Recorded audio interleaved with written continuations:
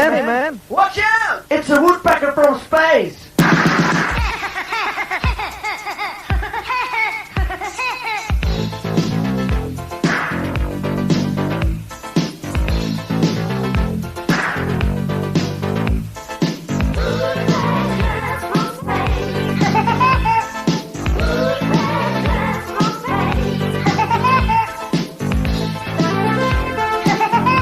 So one of the things we're going to be working on today is this area right here.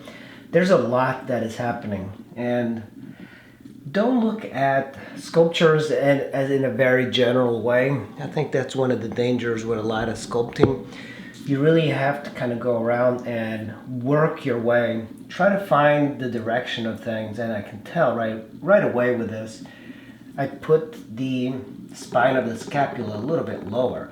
This is a very unnatural way, so you have to line this up almost straight, and even though you don't see it as being too straight on the model, you should make it straighter because I think it makes it look a little bit easier. So this is the medial portion of the scapula, and it goes down like this because she's got her arm down, and there's going to be a couple more things happening. So this is the spine of the scapula, and then you have the acromion process, and if you look at yourself in the mirror, you'll see this kind of bone coming out. That's a very important landmark in the human figure because that's where the humerus comes up, this bone, it comes up, and then you have the spine of the scapula here, and then you have the clavicle. So where those points meet is called the acromion process. So there are two major muscles that attach to the acromion, which are the deltoid. This is the deltoid here in the shoulder, and it's shaped like this and attaches to the deltoid tuberosity here in the humerus. And it's almost like a diamond shape, and it goes all around the acromion.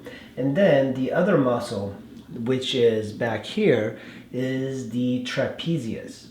And the trapezius is a diamond shape. So when you keep that in mind, and you can actually like draw the shape here on the back to help you guide it. If you touch your shoulder, if you touch all of those bones, if you don't know anatomy, you kind of feel that it's a little confusing because you just think it's one bone, but it's a process. That means that there's a lot of things happening. There's a lot of bones going in and a lot of muscles. It's the bony process of the scapula, otherwise known as the shoulder blade. And together with the coracoid process, it extends laterally over the shoulder joint. The acromion is also the continuation of the scapular spine and hooks over anteriorly. There's a couple of muscles happening here in the shoulder. So you have your acromion process here, and from the acromion process, or from the humerus, right about here. So the humerus is the bone, and it's like that. And there's the infraspinatus.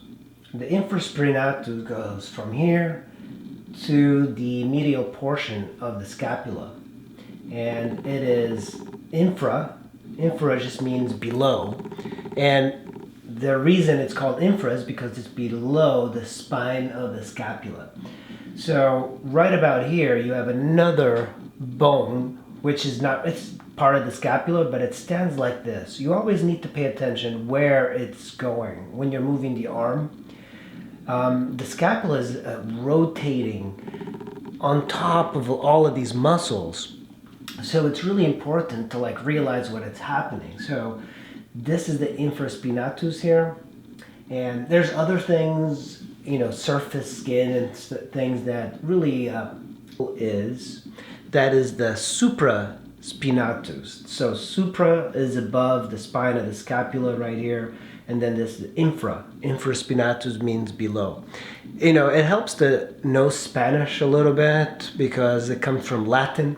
So when you know this, supra and infra, you know exactly where the location of a supra is above, infra is below. The shoulder blade is that in between the teres major and the teres minor. The teres minor is actually coming to the acromion process here.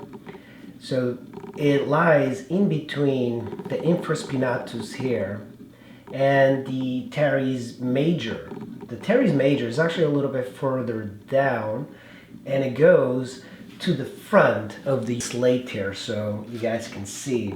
And the good thing about using this drop cloth like this is that you can really clean it out, and this is what I would recommend you guys: smoothing out your clay and getting rid of the imperfections.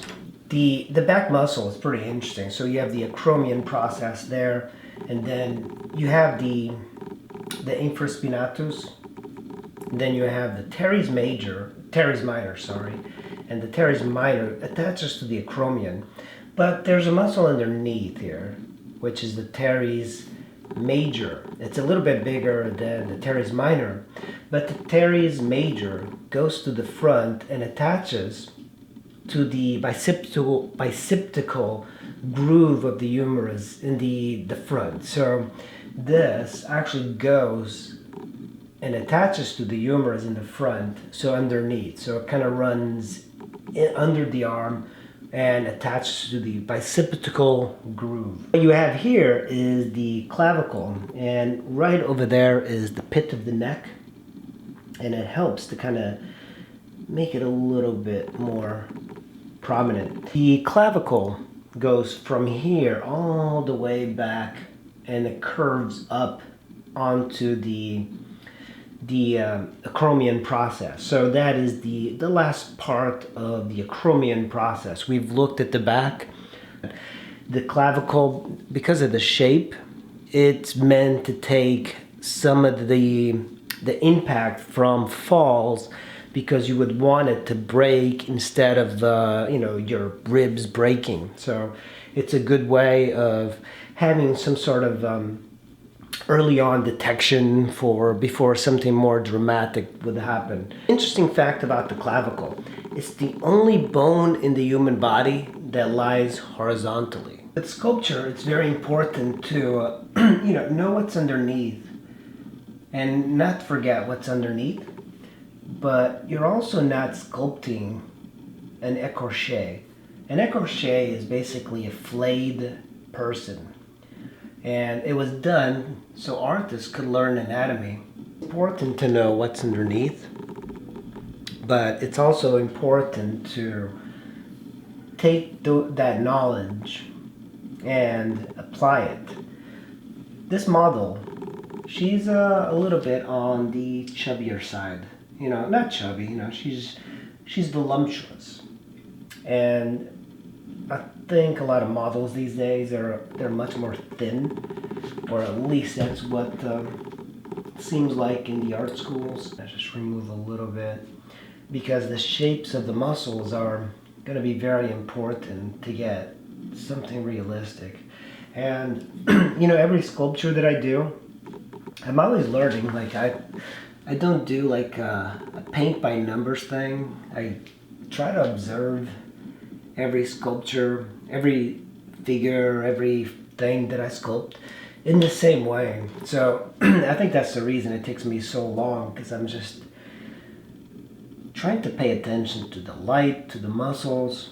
And I think sculpture is like that type of thing. It's such a dying art. You don't see people doing it.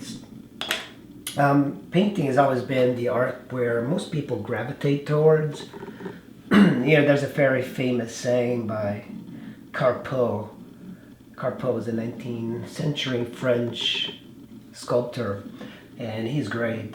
He said one time, sculpture is such a humble art, it's such a great art, but it's also the art that you're most likely to die of hunger from.